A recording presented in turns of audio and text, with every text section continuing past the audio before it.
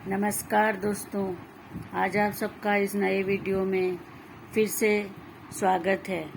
आप सबको अपने अपने घर को सजाना बहुत पसंद होता है।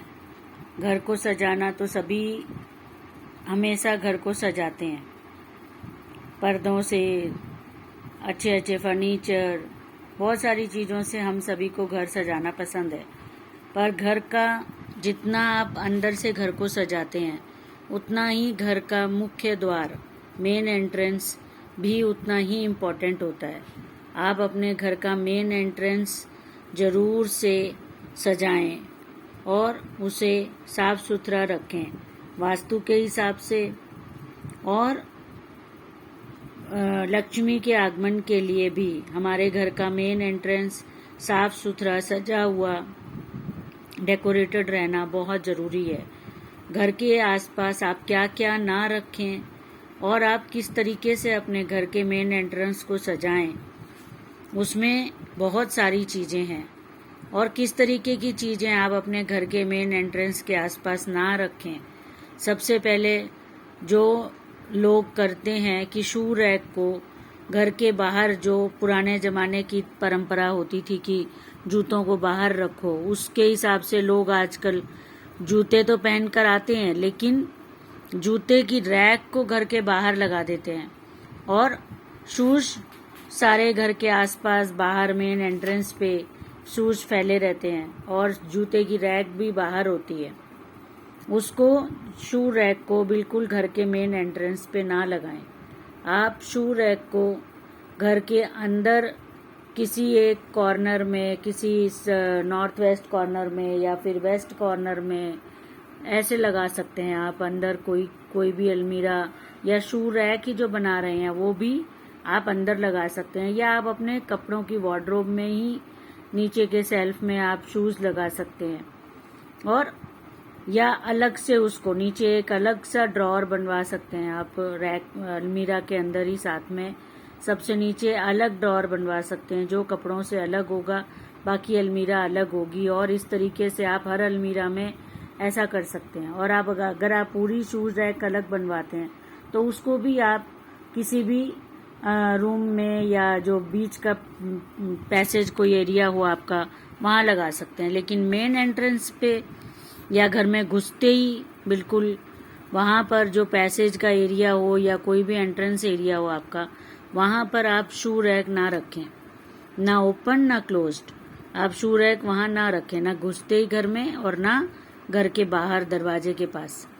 आप घर के मेन एंट्रेंस पर कोई भी जैसे कबाड़ आइटम होता है, बचा खुचा लकड़ी का सामान, जो फर्नीचर बनाने में लकड़ी बच गई वो, या फिर रद्दी का ढेर, या फिर आप शू रैक हो गया वो, इस तरीके की चीज़ें कुछ भी आप घर के मेन एंट्रेंस पर, घर के बाहर की साइड पे जगह हो वहाँ भी, या फिर घर के अंदर घुसते ही वहाँ भी आप ऐसी चीज़ों को घर के मेन एंट्रेंस पे ना रखें।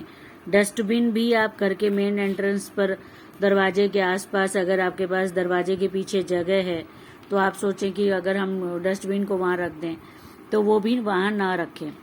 घर के अंदर की तरफ भी और घर के बाहर मेन एंट्रेंस पर भी आप घर को हरे भरे पौधों से, अच्छी पेंटिंग्स से और लाइट्स से आप सजा सकते हैं अपने घर को।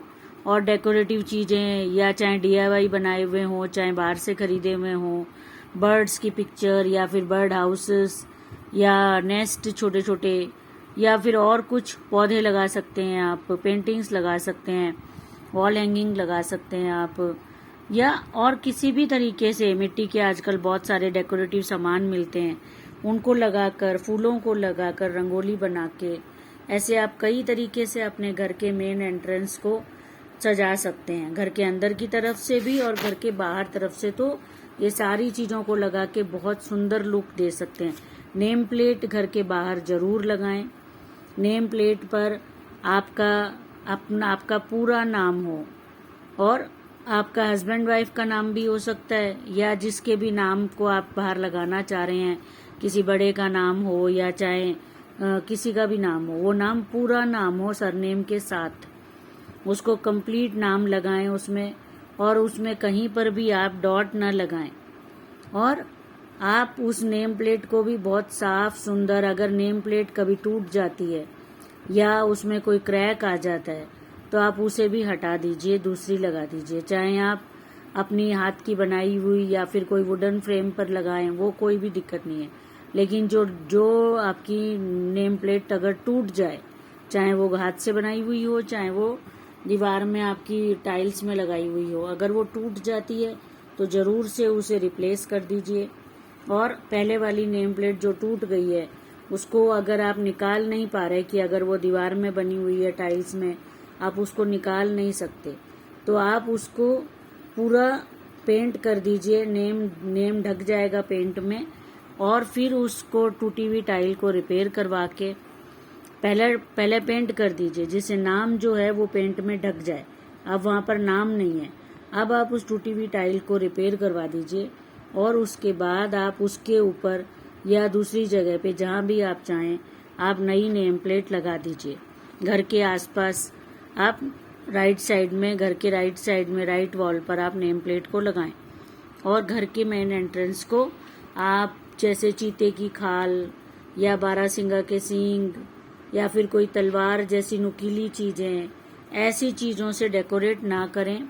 गन्स हो या और कोई ऐसी चीजें जो नुकीली हो, या शेर की खाल या घोड़े की तस्वीरें, ऐसी चीजों से डेकोरेट ना करें। आप सॉफ्ट चीजें जैसे बर्ड हाउस, बर्ड्स के नेस्ट बने हुए, उसमें बर्ड बैठी हुई, या फिर जो बर्ड बाउल जैसा बना देते हैं कि उसमें पानी रखा हुआ है और आसपास बर्ड्स बैठी हुई हैं, वो लगा सकते हैं। लोग पहले जमाने में तोते का जोड़ा लगाते थे जो घर गृह प्रवेश पर लगाया जाता था, वो लगा सकते हैं आप।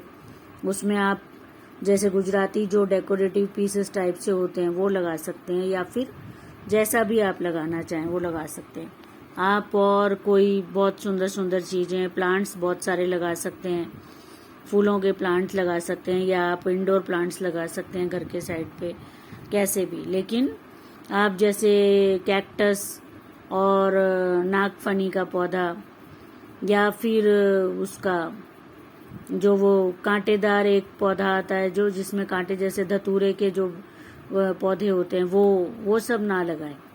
आप फूलों के या परमानेंट प्लांट या फिर कोई भी इंडोर प्लांट, सब पाम वगैरह, वो सब लगा सकते हैं आप अपने घर के मेन एंट्रेंस पर। और अंदर की तरफ से भी घर में आप ऐसी सुंदर चीज़ों को सजाएं जो चीज़ें आपको बारहसिंगा के सींग, तलवार, चाकू और कोई चमड़े की, कोई किसी भी जानवर की कोई खाल, चाहे वो ओरिजिनल हो या डुप्लीकेट, ऐसी चीज़ों को ना लगाएं, ना अंदर की साइड पे ना बाहर की साइड पे। और अपने घर के पूरे जो मेन एरिया, जो आपने एंट्रेंस को तो डेकोरेट कर दिया, अगर आपका पैसेज है जो लंबा हो या फिर मेन एंट्रेंस का एरिया बड़ा हो, आपका कोई बालकनी टाइप का या फिर एक बरामदा टाइप का हो, तो आपने एंट्रेंस को तो डेकोरेट कर दिया, तो बाकी एरिया को भी आप हर दिन साफ सुथरा रखें, झाड़ू पोछा वहाँ पे लगता रहे।